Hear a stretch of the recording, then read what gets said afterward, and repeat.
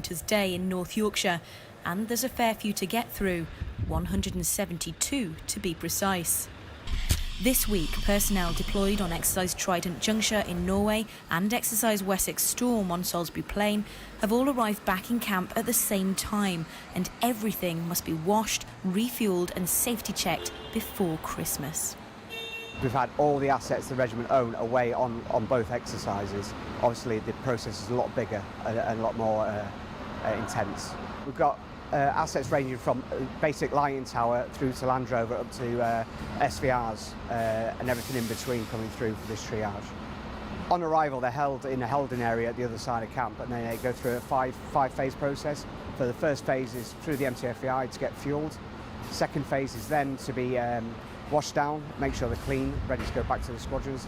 Then they come through at phase 3 to the REME, where they get through for their safety inspections. From then they move back to the squadron, and then we conduct handover takeovers there. What's the most common ailment of these vehicles?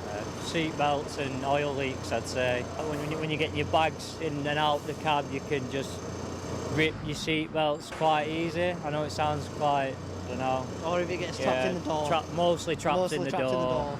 Yeah, they'll leave them hanging and then they'll just shut the door, and then so it's classed as non-task worthy if you haven't got a seatbelt, or it's ripped because it's a safety aspect. So. Exercise Trident Juncture saw the troops and vehicles through some diverse training, from skid pan practice to CASEVAC skills, live firing and resupplying infantry, and surely everyone's favourite part, cold weather training with the Danish.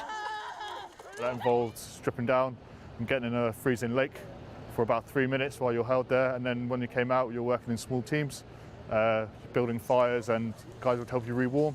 So once you got out of the lake they would rewarm you, put clothes on, get the blood flowing again, so you know, should you be submerged in water, how to properly warm yourself up again and make sure you don't go down with any cold injuries. Did you enjoy that? It was actually surprisingly fun. I made my whole troop do it. Some of them weren't too happy about it before, but they all enjoyed it afterwards. The process today requires a lot of lists and some meticulous checking, not to mention the fact that every vehicle deployed to Norway had to have all its tyres changed.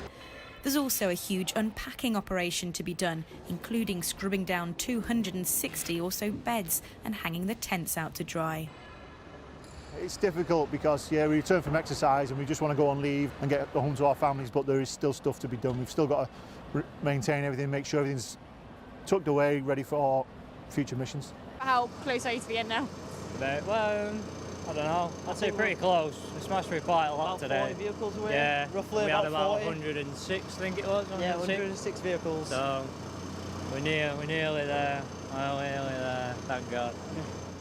It's essential this huge washing and checking process is done thoroughly, as come 2019 the vast majority of the fleet will be held at high readiness as part of the multinational force known as the GEFLB, the Joint Expeditionary Force Light Brigade.